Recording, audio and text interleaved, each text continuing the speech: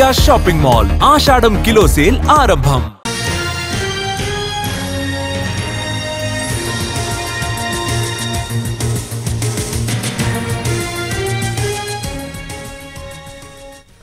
తెలంగాణ ప్రభుత్వానికి సుప్రీంకోర్టు కీలక ఆదేశాలు జారీ చేసింది. విద్యుత్ ఒప్పందాలపై ఏర్పాటు చేసిన విచారణ కమిషన్ చైర్మన్ ను మార్చాలని ఆదేశించింది. కేసీఆర్ పిటిషన్ పై విచారణ జరిపిన CJI commission chairman justice Narasimha Reddy press meet నిర్వహించడంపై అభ్యంతరం వ్యక్తం చేశారు. విద్యుత్ కమిషన్ చైర్మన్ ఎలా తన అభిప్రాయాలు వ్యక్తం చేస్తారని అడిగారు. న్యాయమూర్తి న్యాయం చెప్పడమే కాకుండా నిష్పక్షపాతంగా కనపడాలని కూడా సూచించారు. కమిషన్ చైర్మన్ మార్చాలని సూచించగా మార్చేందుకు రాష్ట్ర ప్రభుత్వం ఒప్పుకుంది. సోమవారం కొత్త పేరు చెబుతామని సుప్రీంకోర్టుకు తెలిపింది రాష్ట్ర ప్రభుత్వం. రాష్ట్ర ప్రభుత్వం తరపున అభిషేక్ మను సింఘ్వి, సిద్ధార్థ్ లూథ్రా, కేసీఆర్ తరపున ముకుల్ రోహిత్ కి వాదనలు వినిపించారు.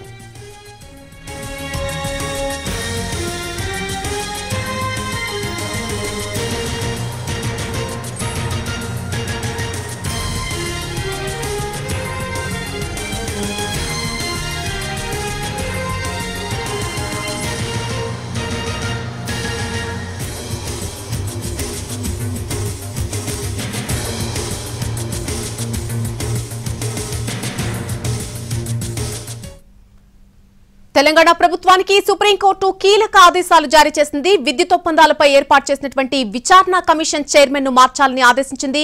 కేసీఆర్ పిటిషన్ పై విచారణ జరిపిన CJI commission chairman justice Narasimha Reddy press meet నిర్వహించడంపై అభ్యంతరం తెలిపారు.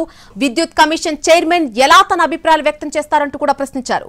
న్యాయమూర్తి న్యాయం చెప్పడమే కాకుండా నిష్పక్షపాతంగా కనపడాలని సూచించారు. కమిషన్ చైర్మన్ ను మార్చాలని సూచించగా మార్చేందుకు రాష్ట్ర ప్రభుత్వం కూడా ఒప్పుకుంది. సోమవారం కొత్త పేరు చెబుతామని సుప్రీంకోర్టుకు తెలిపింది. ఇదే అంశానికి సంబంధించి పూర్తి అప్డేట్ మా ప్రతినిధి రాజు అందిస్తారు ఢిల్లీ నుంచి.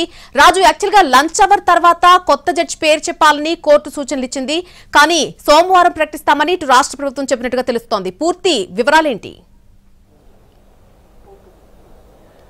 నళిని, ఏదైతే రాష్ట్ర ప్రభుత్వం కొత్తగా ఏర్పాటు చేసినటువంటి విద్యుత్ కమిషన్, అంటే ముఖ్యంగా గత ప్రభుత్వం ఏ విధంగానైతే విద్యుత్ను కొనుగోళ్ల సమయంలో జరిగినటువంటి అవకతవకలు ఇవన్నీ కూడా నెలకొన్నాయి. ఖచ్చితంగా దీన్ని విచారణ జరపాలని చెప్పి ఇప్పుడున్నటువంటి కాంగ్రెస్ ప్రభుత్వం నిర్ణయం తీసుకుంది. అందుకోసమే కమిషన్ ను కూడా ఏర్పాటు చేసింది. ఈ కమిషన్ కు చైర్మన్ గా జస్టిస్ నరసింహారెడ్డిని నియమించారు. అయితే నరసింహారెడ్డి ఎప్పుడైతే ప్రెస్ మీట్ పెట్టి ప్రత్యేకంగా కొన్ని అంశాలు మాట్లాడారో ఇప్పుడు అదే అంశాలను సుప్రీంకోర్టు తప్పుపట్టిందని చెప్పి స్పష్టంగా అర్థమవుతుంది. అయితే ఆయన స్థానంలో కొత్త వాళ్ళను నియమించండి అని చెప్పి స్వయంగా chief justice of India DY Chandrachud స్పష్టం చేశారు. దాంతో కొత్త వాళ్ళను నియమించేందుకు ప్రాసెస్ స్టార్ట్ చేశామని చెప్పి కూడా ఇప్పటికే రాష్ట్ర ప్రభుత్వం నుంచి కోర్టులో అభిషేక్ మను సింఘ్వి స్పష్టం చేశారు. వాస్తవానికి అంటే లంచ్ కంటే ముందు ఈ కేసు విచారణ జరిగింది.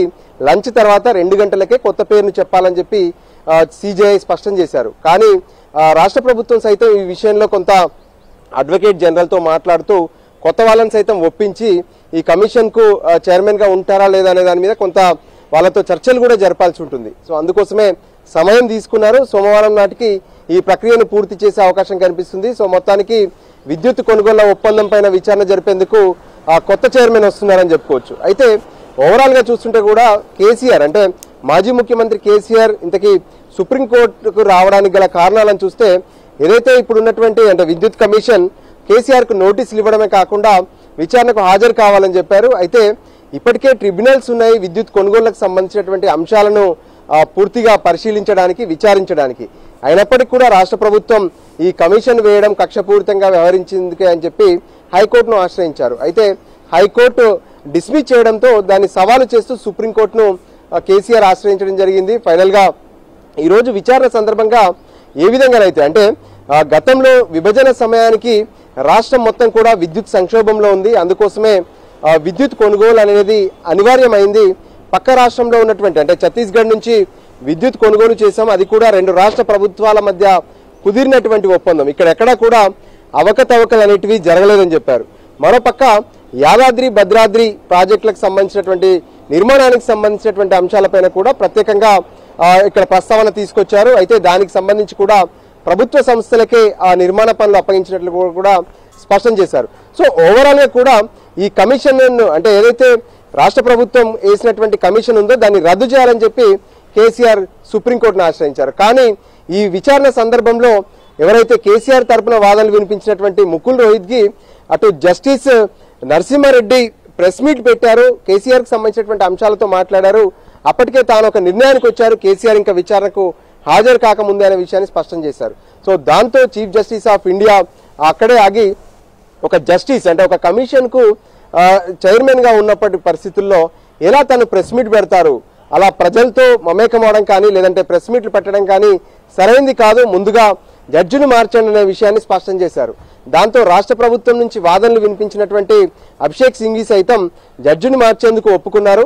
అయితే దానికి సంబంధించినటువంటి ప్రాసెస్ జరుగుతుంది, సోమవారం వరకు ఆ కొత్త పేరు ప్రతిపాదిస్తామని చెప్పే విషయాన్ని కూడా చెప్పారు. అయితే ఈ కొత్తగా ఉండేటటువంటి కమిషన్ లో ఇప్పటి వరకు నరసింహారెడ్డితో కలిసి పనిచేసినటువంటి ఇతర సభ్యులు కూడా ఎవరు ఉండరనే విషయాన్ని స్పష్టం చేస్తూనే ఆ తర్వాత ఇప్పుడు పెడుతున్నటువంటి కొత్త జడ్జి ఇప్పుడున్నటువంటి స్థానంలోనే అంటే కమిషన్ పాతదే కానీ ఆ స్థానంలో మాత్రమే అంటే సబ్స్టిట్యూటెడ్ మాత్రమే చేస్తున్నామనే విషయాన్ని స్పష్టం చేశారు. అంతేకాదు కొత్త జడ్జిని నియమించేటటువంటి క్రమంలోనే ఆ కమిషన్కు ఉన్నటువంటి విధి విధానాలు అక్కడ ఉన్నటువంటి బాధ్యతలు వీటన్నిటిపైన కూడా అదే నోటిఫికేషన్ లో పేర్కొనాలని చెప్పి చీఫ్ జస్టిస్ ఆఫ్ ఇండియా కూడా తన ఆర్డర్లో స్పష్టం చేసినటువంటి పరిస్థితి కనిపించింది. Nalini. Right Raju, thanks for the update.